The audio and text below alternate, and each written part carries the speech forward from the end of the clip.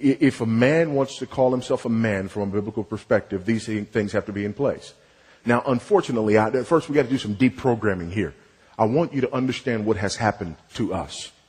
We define manhood. It has been said by the 3 B's, okay? We define manhood on the ball field, in the bedroom, and by the billfold. In our culture, that's how we've been taught to define manhood. On the ball field, in the bedroom, and by the billfold. That's it. How does he perform athletically? How does he perform sexually? How is he with the ladies? And how much money does he have?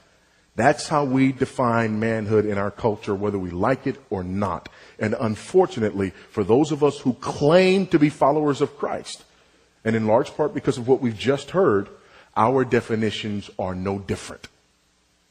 We define manhood by the 3 B's.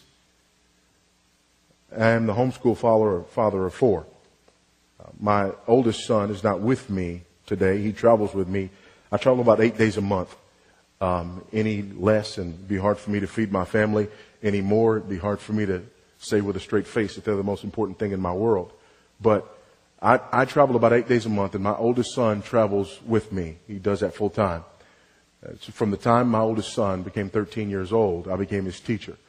When he was 13, he went through a manhood ceremony, and one of the parts of that entering into manhood was his mother turned over the books, and I became his teacher of all of his subjects, and more specifically, his discipler. He is my disciple.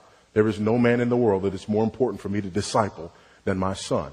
And so as a result of that, he spends his time traveling with me. And the interesting thing about that is I get a lot of questions, several questions I get, People look at me and they go, you're a pretty big guy. You look like you're a ball player or something like that. So yeah, been there, done that. Okay, it's great. And his son, he's 14. He's, pretty big kid. And I'm just wondering, with you guys doing this, how's he going to play ball?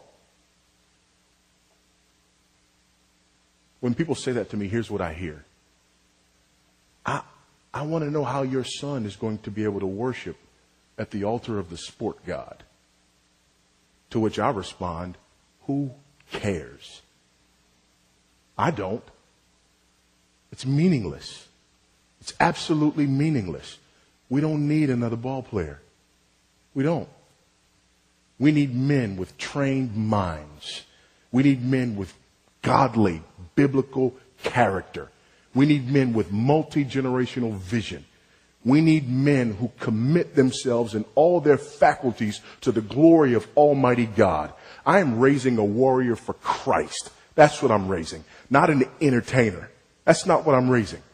A warrior for Christ. Who cares? Well, team sports, they build character. Really? Do you really believe that?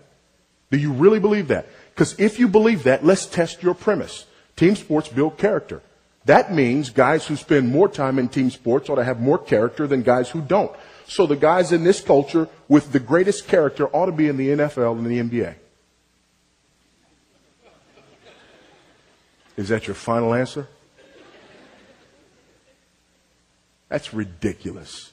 It's absolutely ridiculous.